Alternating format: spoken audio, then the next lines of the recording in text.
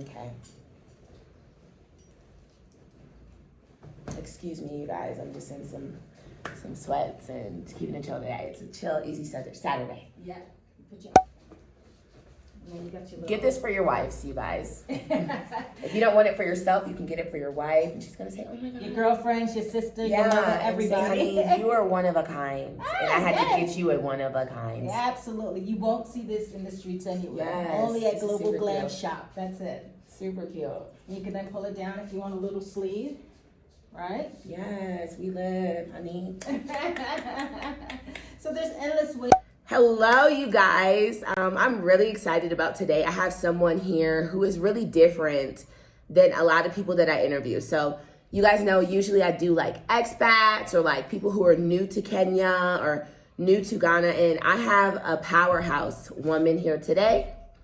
I have someone who has been living this expat life for over 15 years, not new to this, true to this.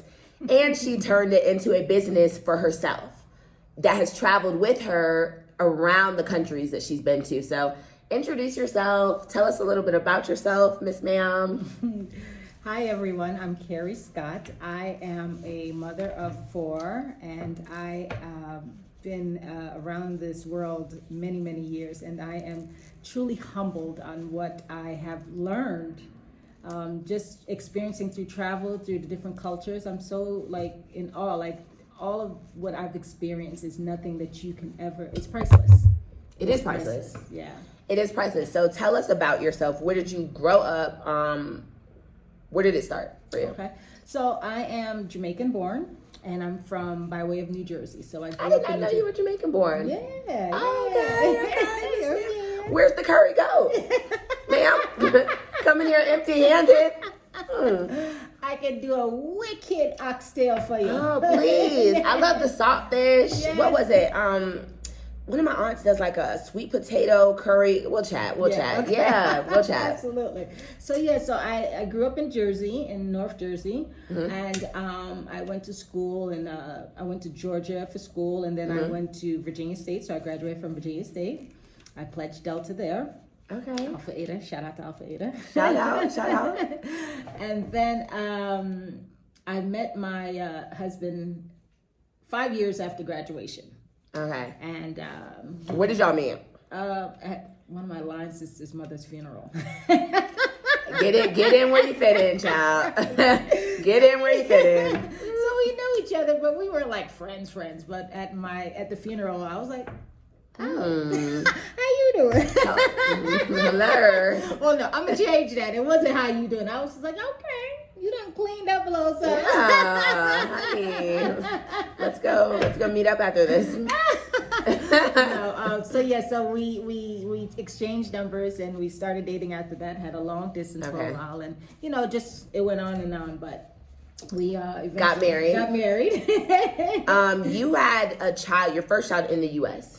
Yes. So our first child was twins. Twins. Okay. So we had knock it out, girl. Right. Knock it out. Right. We had twins and we brought them home on our 1-year anniversary. So we weren't playing. Yeah. Girl, 3 months in, ready to go. No, and after they were born, about 3 months after that, we were on a plane to China. To China? Yeah. Wow. So what was that like, number one, being a first-time mom? New U.S. and China are very, very different. Mm-hmm. How was that? In what year was this? So we went to China in 2010. Okay. So right after the first Olympics. Okay. Yeah. And what was that transition like for you? It was difficult. So let's start off with as a mother. Okay, so as a mother, I was just overwhelmed. But by God's grace, we were able to hire our village, So since my mom wasn't there and my cousins and family, we had to hire a village. So at one point, we had about 3 or 4 helpers just because twins is a lot of work. And you know what's different? You know what's very different that my family now cannot relate with me? Hired help. Yeah. In the U.S., it's like, unless you're very, very rich, you don't have like a nanny and like all these things. Even here, if you're middle class in most other countries, I think you can kind of afford help. Yes. But in the U.S., it's just not a thing. So like, I've never had a maid or any of that. So I think was that something like if you were in the U.S., you probably would not have had higher help? Absolutely not. Yeah, not. But like I said, you have to hire your village. Everybody, stay close to their home base because their village is there. You know? So we didn't have that, so we had to hire our village. You had to make it. You had to make it, and then this expat life, your friends become your village. Exactly. Right? So that's who becomes your family, your chosen family. Yeah. Because that's who I would say, okay, I got to run here, or, if the helper wasn't there, they would be the ones to help me. So you really build your family as you go from place to place. From place to place.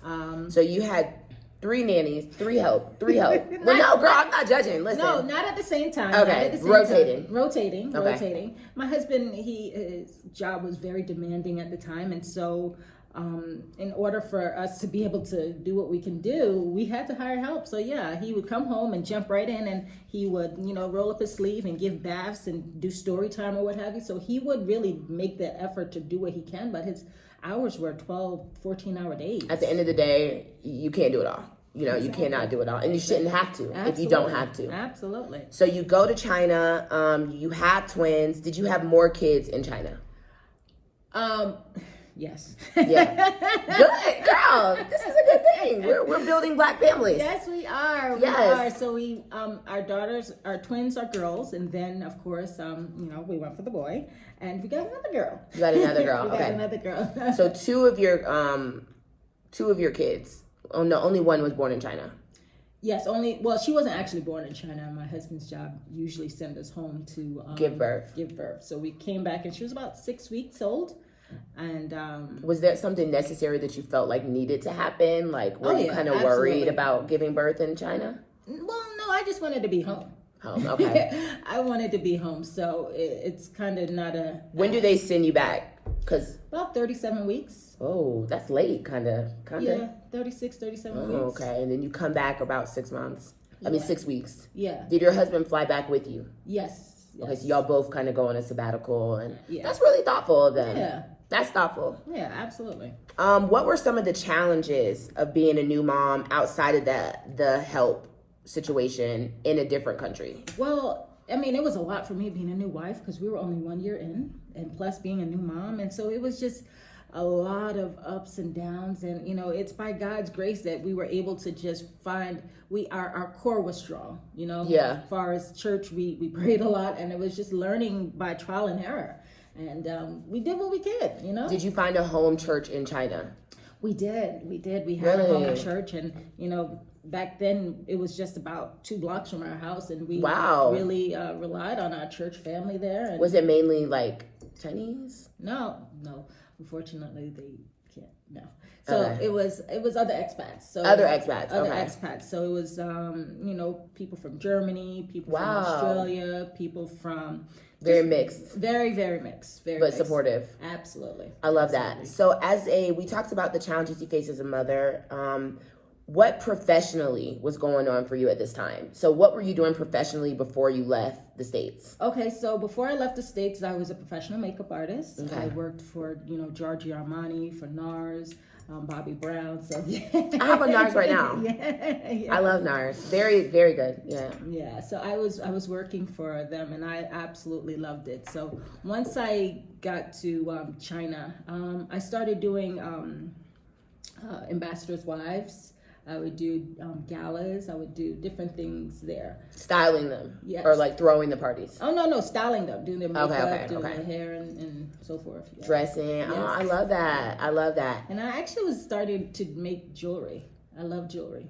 And selling it mainly to like the expat community. Yes. That's awesome. Yes. So did you kind of fall back from that once you had the babies in China? Is that something that you developed a little later, or you just kept that going straight from the time that you left the U.S.? I would do a little here, a little bit there. Freelance kind of. Yes. It was always all freelance. I did work a little bit, in my husband's job. I worked a little bit, but for the most part, it was just home with the children. And in China back then, pollution was really bad, so I kept them inside for the first year of their lives. So I was really consumed with them, the first 2-3 years. That is crazy. Like, you can't even take them outside. The pollution is so bad. Well, it's gotten a lot better now. Yeah. A lot better. But back then it was really bad. Yeah. We had about 20 air filters going on at one time. I bet. How did you stay in touch with your family? Like FaceTime often or like? So back then they didn't have FaceTime, right? So it would just be intentional. Skype, girl. Ubu. Yeah, Skype. Yes, we were back in the Skype. Ubu me. So it was intentional phone calls, right? Yeah. And I realized that it is like what is the time difference? 12 hours from the U.S., from East Coast. It's 12 hours difference. So that took a long time for people to get that we were 12 hours. That's ghetto. ahead. Yeah. Almost like living in the future. Yeah, not for real. Like, girl, you a day late. Job, please. Sheesh. Yeah, so it was really difficult back then. Okay. So, did you have family come visit you? We had. Well, my mom dropped us off when I went with my twins. My mom did come to drop us off. That is thoughtful. Yes. How long did she stay? No, she only stayed like 2 weeks. So That's a long time. Yeah. That's not an only. That's a long time. No, yeah, she stayed for like 2 weeks, and I was grateful. Okay. Yeah. And then we were there about 4 years, so we did have a couple people come, but not as many as you would want, as you would think. Yeah. Traveling wasn't a big thing back then. 2004, Yeah. 2000. Social media has sped up traveling. Yes, Because people want you to see where they're going, honey. Yes, Yeah. yes. Social media has taken tourism to the next level. It absolutely has. That's a subject for a little later, though. It's crazy. So you're in China. Give me 3 things that you loved about being there, and what city were you in specifically? Okay, so I did China actually twice. So I did Beijing 2010 to 2014. Okay. And I did Shanghai 2017 to 2020. So the 3 things I would say was just the culture, the food, and just learning about the people, and of course what I tell people, what's made in China is not necessarily sold in China. So they ain't consuming all that, okay? Yes. They're not. Yeah, I heard that their stuff is very high quality. Absolutely. But the stuff that's made in China here is dollar store vibes. Is Chinese food like American Chinese food? Absolutely not.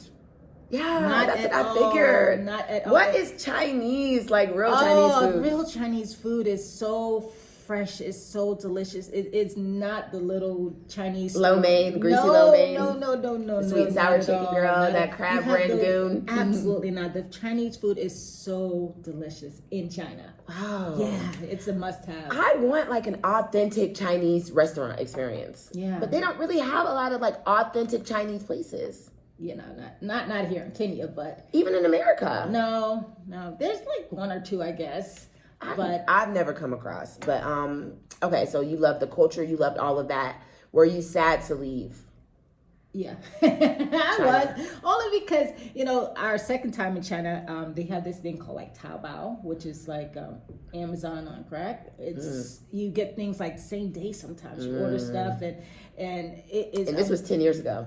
No, this was the last 5 years ago. Oh, okay. Yeah, because I was about to say Amazon just got like real within the last couple of years. No, honey, they have the Taobao, or even like the different grocery shopping experiences. You can order something, and 30 minutes later it's at your door. Like you can order an onion and it's at your door, or a box of milk, or whatever it is. I would say the technology there is just like with it. Yeah, and it's amazing.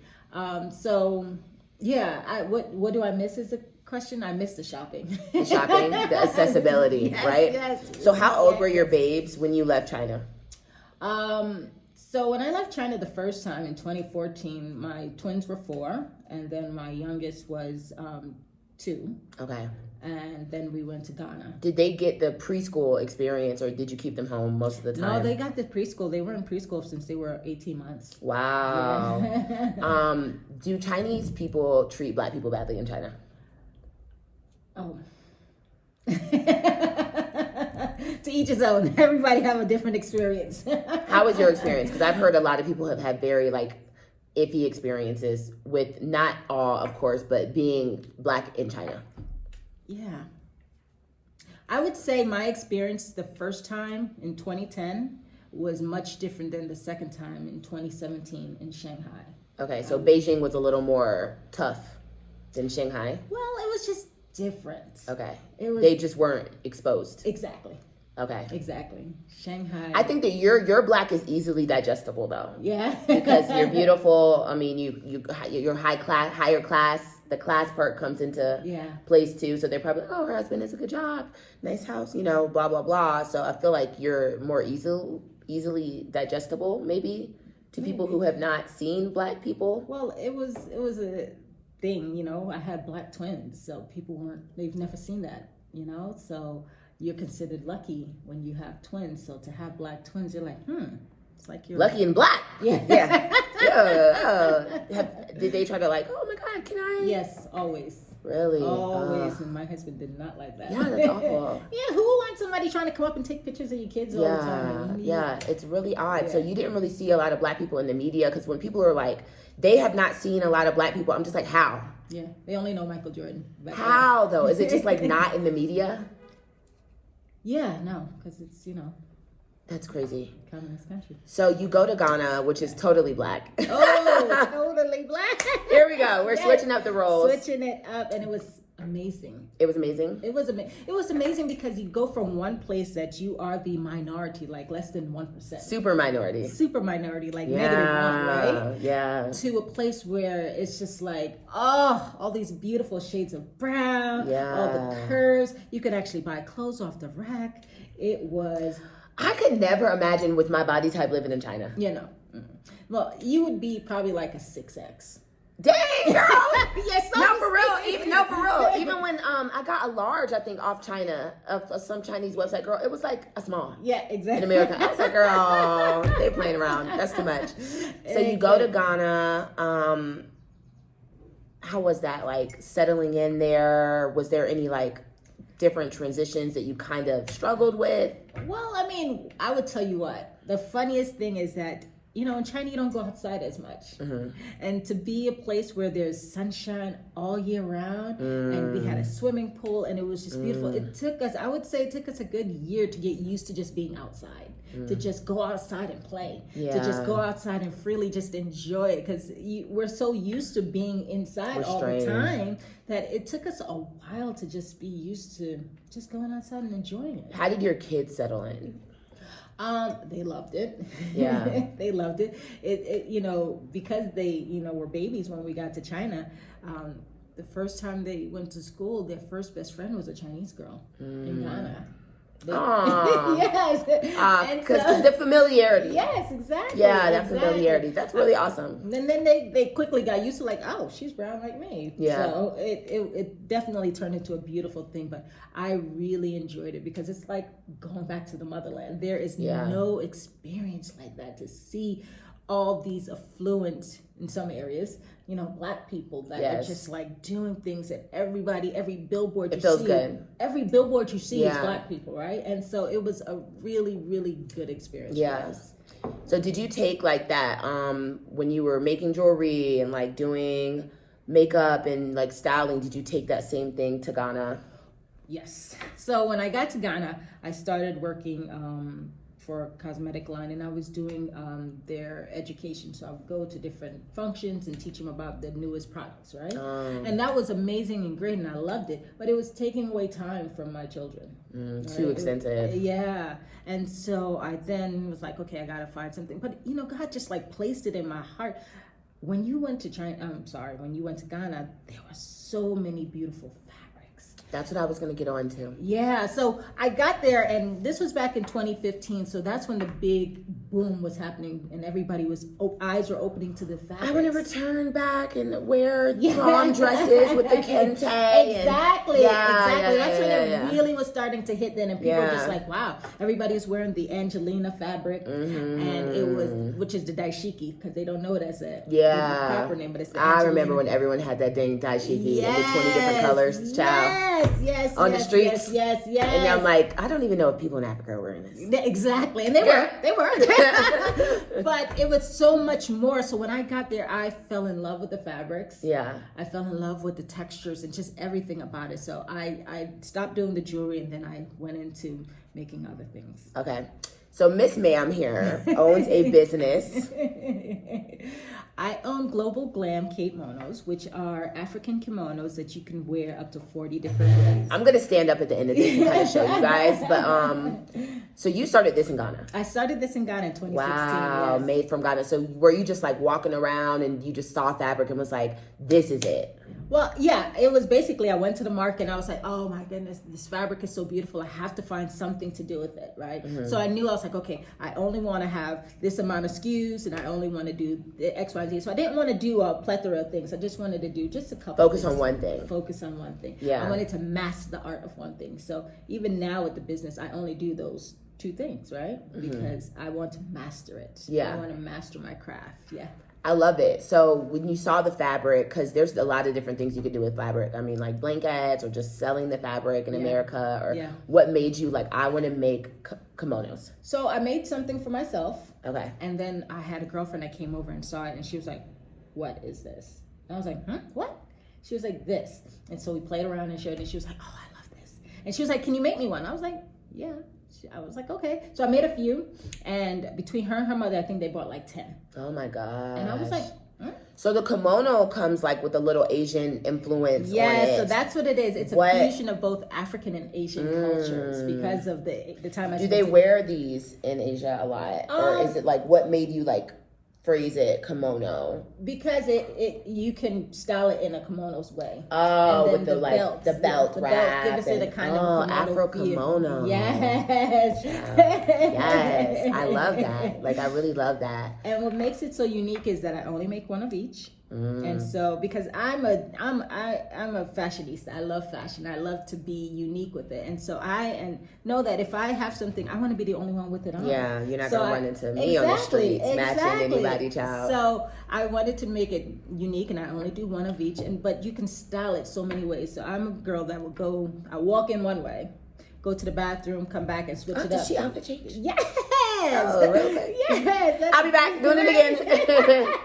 That's cute. So when you got to Ghana though, and you're getting these fabrics, did you have to kind of find like a local source who would kind of help you with it? Like how did you maneuver with the cost of kind of like, were they trying to overcharge you at first? Like, because business is hard. Yeah, absolutely. Especially in Ghana. Business can be very hard. So how did you kind of go about setting up the logistics, especially when you have one pattern each make? So it was intentional with just making one. But because there was a slew of fabric everywhere. It did take me a while to find a seamstress, but when I found the seamstress, I was like, okay, this is my girl. And so then she wound up having, hiring about 2 or 3 girls to keep up with the production. Yeah. So I just took one girl in a village, and then I said, okay, you'll be the person to do it for me. Because, I had so many kids, I wasn't sewing, I was designing, right? And then the fabrics, what I do is I buy the main fabric, and then I would find the pair to match it. But it would be those unconventional fabrics. I would take, some sequins, I would take some silks, I would take all different types of fabrics to just make them into a beautiful masterpiece. Yeah. Yeah. I love that. Okay, so let's rewind. You had your one you got pregnant while you were in Beijing. Yeah. And you have 4 kids though. I have 4. So where did the last baby come in? Ghana. In Ghana. Okay, that's what I thought. So we're on the right timeline. Yes. So you're pregnant and doing all this too. Yes. How long were y'all in Ghana? We were in Ghana about 2.5 years. Wow, okay. Yeah. That's awesome. And then you started with this. So I know that your line has probably evolved with everywhere that you've gone. Yes. Because we're looking at like the Maasai here, which is Kenyan. Yes. Yeah. And then I have a little bit of the China here. Ooh. Yes. Sis, you did not show me that one. Now, hold up. Okay, so it's kind of evolved with you as you've gone places. Absolutely. At any point in your journey, did you feel like before you made this business kind of just like lost? Like, I don't really know what to do professionally, or like, I don't really, because I know a lot of people who travel and a lot of people I meet around here, one spouse has the main job that keeps them kind of moving around. Like, what advice would you give to women who are kind of not like attached to a certain job, but kind of like traveling with their spouse? Like, did you ever just feel kind of like confused or unfocused? Do you get what I'm asking? Yeah, sure. By God's grace, I didn't, because first off, my main priority was always the children. right? And that kept me going and kept me busy. But there were times that, I said, okay, now it's my me time. What can I do? And so once I started this was always my baby. I always wanted to grow the business. And so, like I said, the first, once I showed my friend and I made others, I sat on it for a while because I didn't know if people would like it. So I wasn't sure about myself. I was like, you know what? They're not gonna like it. And that's all the devil, because it came to the devil point, is a liar. The devil is a liar. And once I showed it, it just like kicked the door open. Who was your initial audience, like your niche consumer? Well, I mean, at first it was just people that came to my house. It was just people within the community, the expat community, and then it was, local Ghanaians. So I didn't even do anything on social media. Back then it was word of mouth. It was just word of mouth.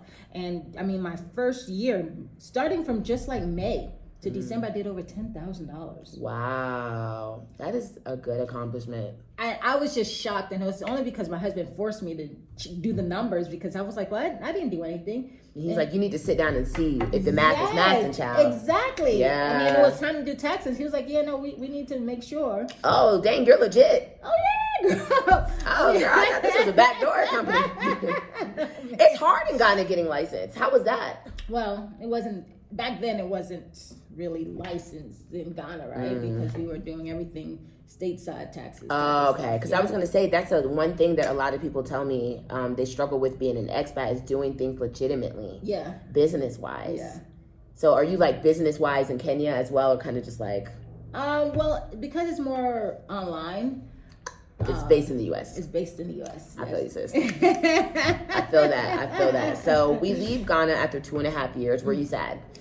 I was so sad. I really, really was. Just because, it was home for me, and it was the motherland. And because I am Jamaican born, that's where our people come from. And so for me, I wasn't done yet. I wasn't finished going. You're like, dang, I'm just getting started here. The business is just getting started. That too, yeah. Absolutely. So I was. Do y'all get like a say in where you're going next? No. Well, I'll say that we get choices. We get to put it on a list of where we would like to go, and you give your picks, and then they pick. Yeah. Which is okay. What were your other options, if you remember?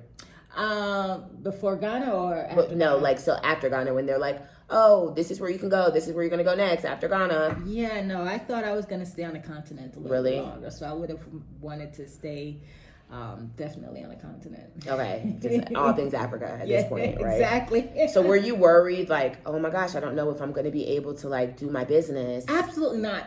once we found out where we were going, I was super excited, because I knew that the craftsmanship. The next destination was Shanghai. Back to Shanghai? Back to Shanghai. Oh, girl, I was about to say Kenya. No, ma'am. Dang, back to China? I was back to China. Oh, dang. Okay, so I thought you went from Beijing to Shanghai to Ghana. No. Oh, my gosh. No. That is so annoying. Yeah, I would be so irritated. But at least the tailorship is there. That's what I'm saying. Yeah, and the resources. Exactly. Okay, so it can only really go up. Exactly. So that's why I said that's too much culture shift. That's point. A lot. That's why I was super sad. Yeah. But then I took it and I made it into, made lemonade out of lemons. Amen. You got it. Yeah. That's it. That's right? it. Trust in the Lord's process. That's it. Child. Trust it. I mean, there was a reason why. So I just said, okay, Lord, and that's what keeps us centered, is when we keep God in the center. In the center. Then anything that goes, you're like, okay, Lord, I know you have a plan for us. And so that's what it is. How old were the twins at this point? The twins were... When you went to Shanghai? About 7. So were they like, oh, Mom, I don't want to leave Ghana? No. They know this is the life that we live, right? They've know that it's every 3 to 4 years that we're moving to someplace else. And so they were just like, okay. So it was... Did you gain weight when you moved to Ghana? Actually, I didn't. You didn't? Well, no, because at the end of our time in Ghana, I was pregnant. And I didn't gain any weight during my pregnancy. Not zilch, 0. When I moved to Ghana, I gained so much weight. Yeah, of course. You eat the fufu. Wache, yeah, and the stew and the peanuts. Oh, the peanut stew, girl. Ooh. With the rice balls. Stop. Yes, and the red. Oh. Girl, I'm getting hungry. I gained so much weight moving to, Lord, okay. So you go to Shanghai. Yeah. Production keeps going. Production keeps coming. You're getting the fabrics sent from Ghana. I'm getting some from Ghana. I'm getting some from China. They're making it. So They're you're just making it. showing them kind of. Yeah, absolutely. I'm getting all Period. the different textures of fabric. So then I started doing some corduroys. Yeah. I started doing some velvets. I started really playing with the different fabrics. So it's going to grow your business. It grows the business. Yeah, yes. and it makes you become more creative because you're not Absolutely. depending on what's there. You're making what's there. I'm making what's Okay. there. So I was sourcing all different fabrics. I would go down to Guangzhou, China, which is like the Florida of China. So it's southern. And that's where a lot of the African fabric comes from. Wow. Truth be told. You got your beautiful African fabric. Exactly. So yeah, so I was just really just getting fabrics from everywhere. And I was At what point did you go online? To be honest with you, I went online. I just recently went online. Dang, girl, so you've been doing this all word of mouth. So you go to Shanghai and then you are selling in that expat community as well. Yeah. So people really must like you because they want to support you. Absolutely. And you know what? I am grateful. I'm Yeah. super humble because the business has been growing. It's not easy to be grassroots. No. Yeah, people really have to believe in you and want to Yeah. share your quality with others. Yeah, absolutely. Were your family at home kind of like, mail me some, or like? Yeah, people were supporting me, like, you know, the little bit that I would post, because, you know, in China, like Facebook and Instagram and all those social medias are kind of blocked. Oh my God, that's so ghetto. Yeah. I don't understand how though. Yeah, so it's blocked. So I didn't really have that as That is crazy. a Still? vehicle. Yeah. I don't follow that many Asians, so I wouldn't really be like, oh, that's right, I don't see Asians on Instagram, but that's wild. Yeah. So you kind of got to make do with what That's you have. hard for business. Absolutely. That's why you asked me when did I go online. I just recently went online since being Wow. here. Because there wasn't online option as everybody else has, right? So moving to Shanghai was actually a blessing in disguise for your business. Oh yeah, it wasn't in disguise. Once we knew that's where we were going, I was excited because I knew the craftsmanship, everything can grow, only go up from there, right? Proud of you. Ghana started it, but I knew that Shanghai would take it to the next level. Yeah, absolutely. I love that for you. How long were you in Shanghai? We were in Shanghai another 2.5 years. COVID kind of ended it a little bit early for us. And so we were there 2017 and we left early 2020. Okay. And then you come to Kenya. And then we got to Kenya. How did you feel when you got the news you were coming to Kenya? Super excited. Yeah. Super excited. Just because I was just happy to be back on the continent. And Yeah. I knew that it was just... East Africa is really different than West Africa. Oh, absolutely. It's so different, but so fulfilling too. You know? So I'm interested about the cost of living difference that you think in Accra, because Accra is not cheap. Oh no. People think that Accra is cheap because it's in Africa. It's actually very pricey. Actually, it's gotten pricier. Back then, it was still... This interest in it has probably risen the prices up. Absolutely. Y'all got to stop trying to come.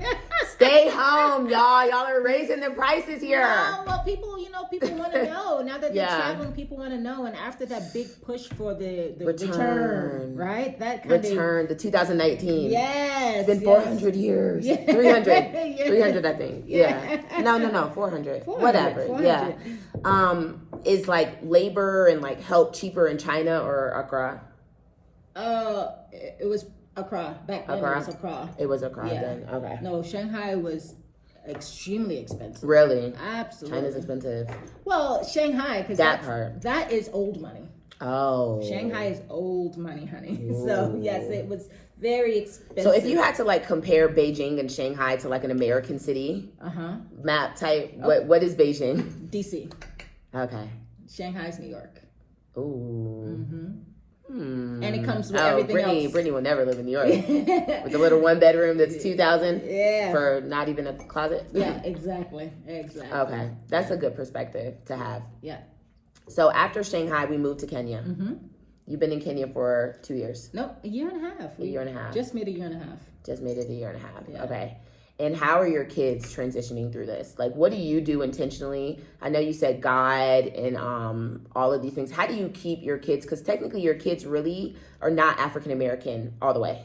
By blood, you get what I'm saying, but not by culture. They're third culture kids. TCKs are what we call them. Absolutely. Have you heard that name? Yeah. Yeah, her kids are third culture kids. So I teach at an international school, and they call themselves third culture kids because they really, when you're like, where are you from?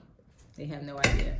Where was I born? When did I spend the most time? Yeah. They don't really know because they're moving all over for their whole life. Yeah. So like, how do you instill like that Black American, Jamaican American? And my husband is from Barbados. Yeah. Oh, okay. So you're really Caribbean American. Yeah, y'all.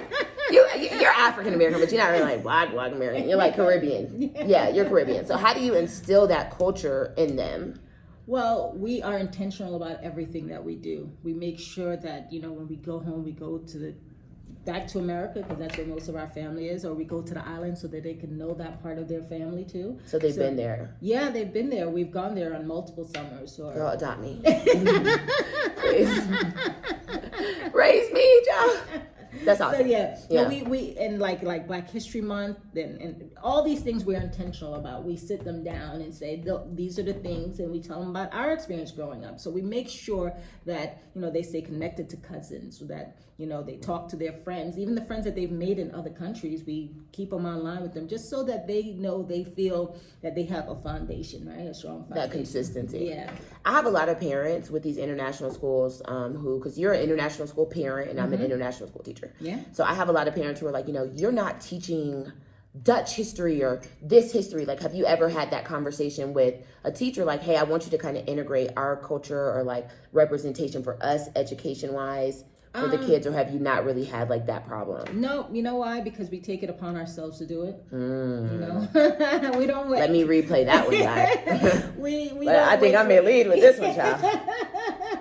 Not for real. No, but we don't rely on teachers or anything. We do it ourselves. There are programs and apps and different things that are online that we make sure that they know the American history, they know their Black history, they know their Caribbean history, that these are the things that we want them to know. So we don't look for anyone else to do it. We do it ourselves. What shocks them when they go home? Or is there anything that they're just like, Mom, like, huh? Yeah, so we sometimes try to keep them in their bubble a little bit. So when they get to the U.S. and everything is just like, hey. Naked people on TV? Yes. Yeah, TV is wild nowadays. Oh, my goodness. Girl, kids can't even watch TV. No, for real. Growing up, they would like beep out things and like now you can flash titties on TV, basically. No, for real. I'm not even joking.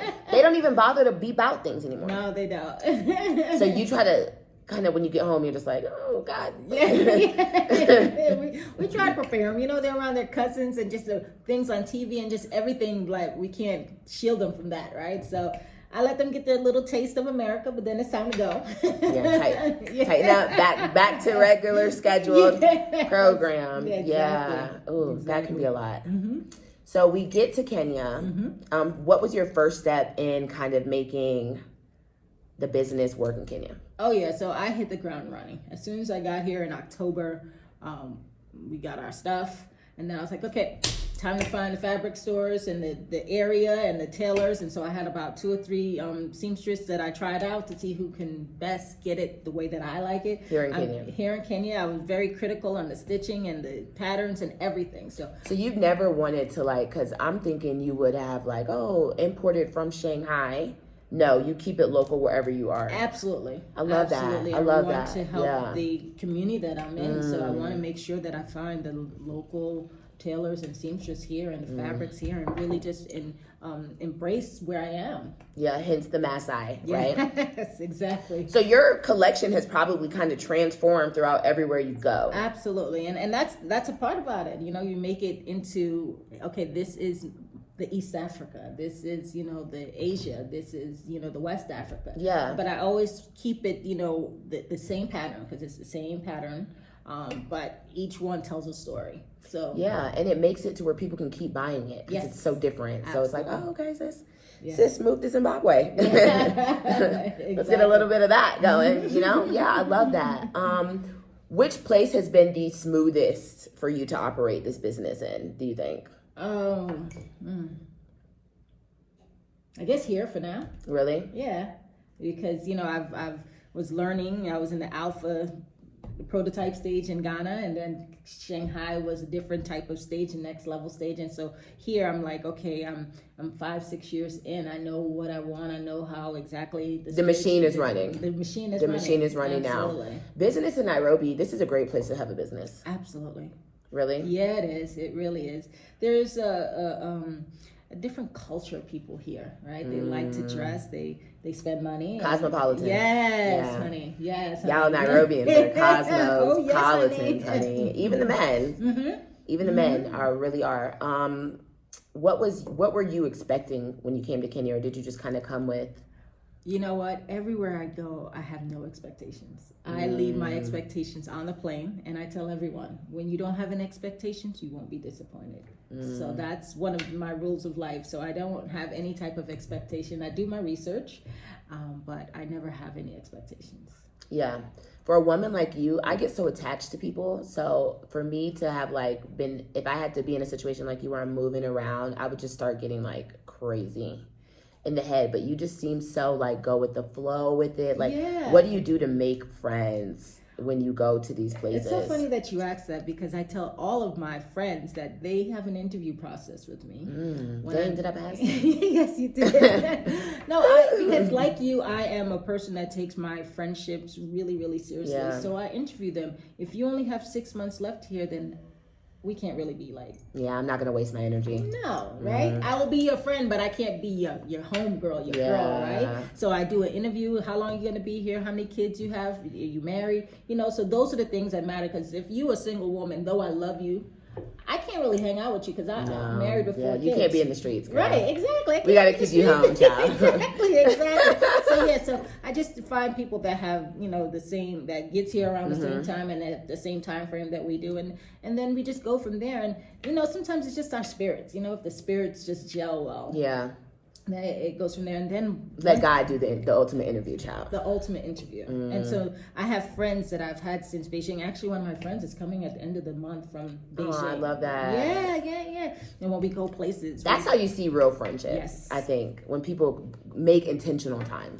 For you. Exactly. I love that. Exactly. Yeah. No, it's been an amazing experience, and I'm so blessed to have friends that are all around the world. You can go to any country and you know someone, or you can find someone that, hey, and then the great thing about it is the world is so small that you cross paths so many times over, or people that know somebody that knows someone, right? Yeah. And so it's just been an amazing experience living this expat life. The international ring, because it's as an international teacher, it's kind of the same. I want to say it's like an embassy person sometimes. Yeah. And we move and all these things, and that's what I've heard. You'll run into the international world with embassy people and teachers is so small. You will run into the same person over and over sometimes, in a whole different side of the world. Yes. Yeah. So let's wrap this up pretty soon.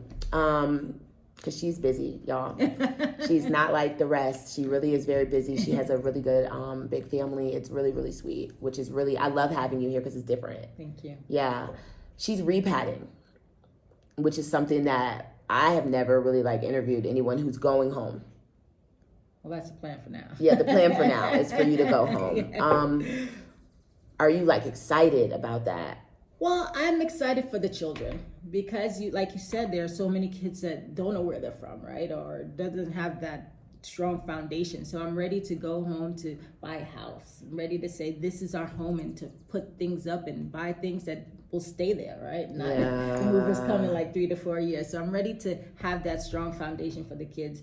And we did a survey when we were trying to just figure everything out. We were like, is it better for kids to do middle school back in the States or high school? High school, because those are the friends that you'll have for a lifetime, right? And those are the friends that, you would see again, more likely to see again. Yeah. Though there are some friends that you see in middle school, but high school is a place where you get a lot of, let's go to college together. Yes, what exactly. School you're applying to? Exactly. Yeah. So I think it's important that our children get the high school experience in America for now. Yeah. Yeah. I love that for you. So y'all are leaving, you're going back. What are some things that you feel like as a person who has traveled the world raising their family have changed in you? So when you go home and like you're with your girlfriends who have not had that experience, what are like two or three things that are just different about you? So like, for instance, I can say like, I'm really starting to realize that Americans are really, truly different than the rest of the world. Yes. Like a lot of the world is really on page with the same things, even with British English. Yes. And like, I never would have known that people use you in favorite or like color. Yeah. I don't know kilometers. Yeah. Or liters. Exactly. But like most of the world does. Like we're the only ones that use like a 110 volt. Like the different appliances. Yeah. Everywhere else in the world use 220. Yeah. So we have a set of appliances that are all 220. Literally. And then have the 110 that we have to have like a step down box. But stuff, if you never have left, you would never know.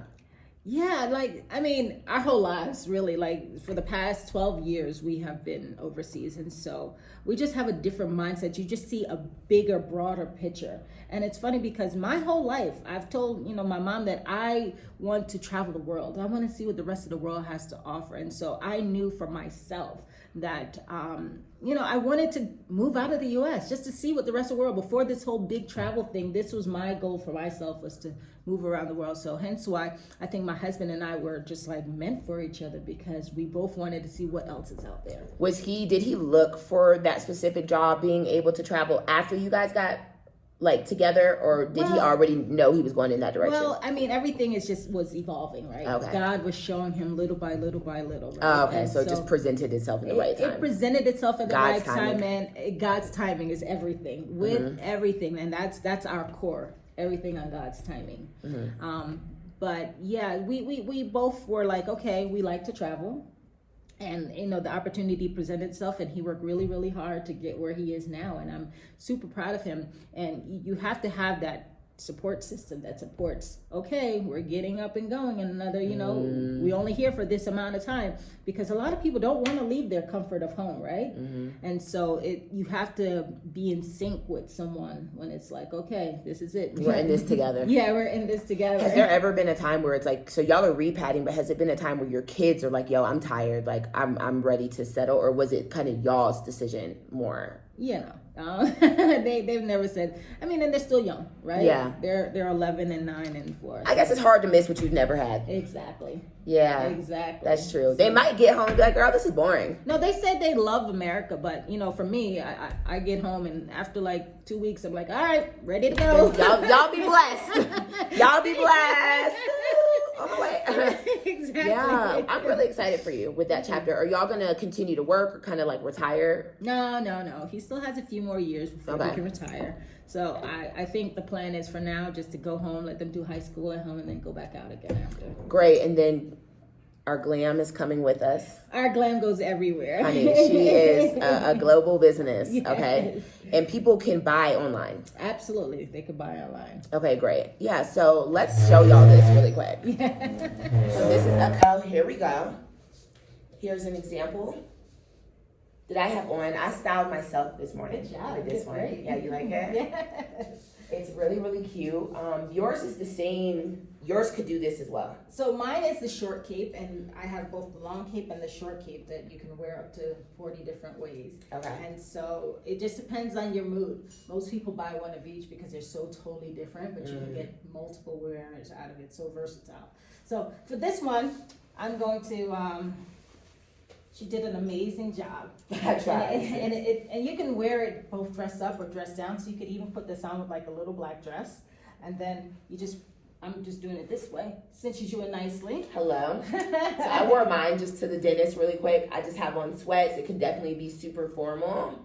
But I just had a quick dentist run, but wanted to make it cute. Yeah. Okay, so you wrapped this way better than I did. Yeah. So all I did was I did the reverse on the belt, so the belt can match the outer part.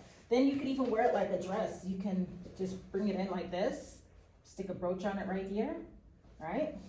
And then you can put that on, right? Do a side tie. Yeah, so imagine this with no sleeves.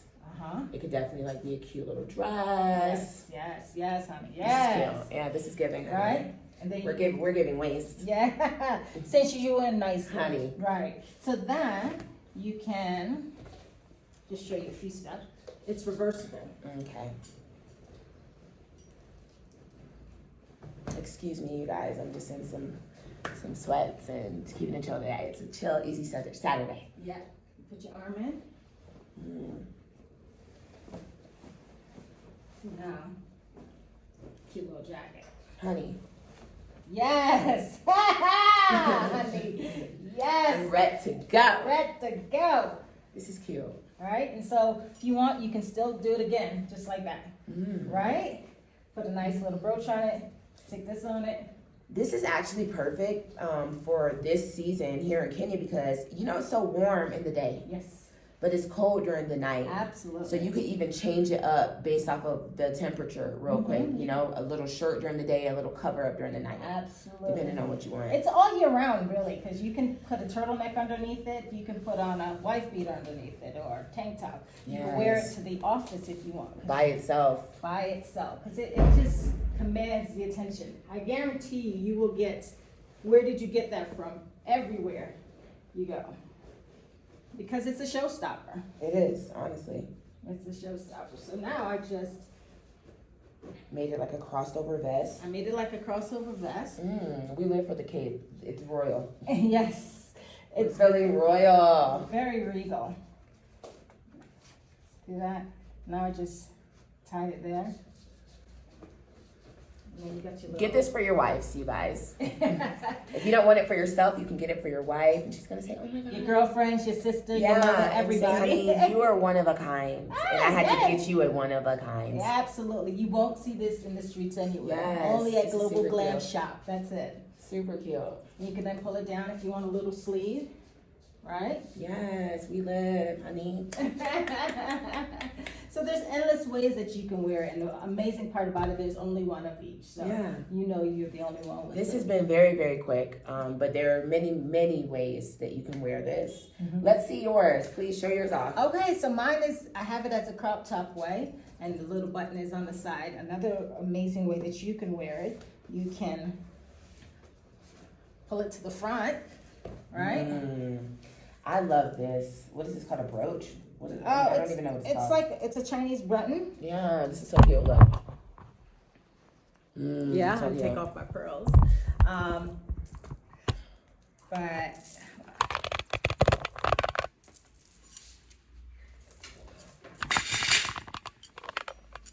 all right, so I just turned it to the front, and I'm just actually gonna just open it. See I that? love this. Yeah, so 2 different types of Masai. actually this one is the suit material. Oh. So it's not my size suit material. So I took a little bit of both cultures, because this is one I got in Asia, in Shanghai, and this is my Masai fabric. Wow, Yes. this is like a Ghana look. Exactly. I feel like you're saving the best one for yourself. So this is truly global glam. Like your glam is global, baby. Yes. So this is another way that you can wear it, and this is also reversible. So all I'm going to do is now just take it and put it to the back. Ooh, Right? wow. I live for a plaid. I'm such a plaid person, and this is giving very much so. Thank you. And then, But you know, I kind of like, I was going to say, I like this little pop. yes, right Yeah, there. contrast me, honey. Yes, honey. That Yes. is cute. And then all of the capes come with a mask. So because masks aren't going anywhere anytime soon, No. you got a nice little. I think mine is at my job. I just wear it by itself because it's a cute mask. See that? Yes, you better have an Untitled fit. I love it. Thank you very much. And this is for women only. For now, For we now. are making one for men because so many men are like, where's ours? Hello. Yes. So What about kids? yes, I'm doing a Mommy and Me collection for Mother's Day. Stop. And I'm doing a bridal collection because also brides love it. Wow. Yes, you know, for those fall weddings or even summer, winter weddings, anytime. Do you plan on branching out and doing more than just kind of these two and making like a whole kind of fashion? Well, like you know dance? what? I eventually will later on, but Okay. right now I really want to master my craft. I feel like, I girl, I wanna feel take like you've it- mastered. I'm getting there. I feel like you've really getting there. mastered. But I want to make sure that my craft, I get this and do it right. Yeah. You know, I don't want to jump into the next thing. So I'm Doing too much. Doing too much, exactly. So I really just take it, you know, small steps and really master it and make it mine and just say, yes, I've gotten it now. Yeah. Yeah. I love that. Well, thank you. Yeah. I'm going to put all of her information in the video description where you can find her, support her, pull up and see what she's got for you. Honestly, y'all. Thank you. These are really, really cute.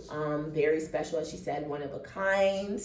And we want to support our Kenyan expats who are supporting our Kenyan people. Thank you. Right? Everything locally sourced. Yes. And this is really awesome. Thank you. So if you guys have any questions, look in the video description. Do not come in the comments like, where can I find her? Because please pay attention. Look in the video description, okay? I got it there for you guys. So thank you very much for watching. Thanks, everyone.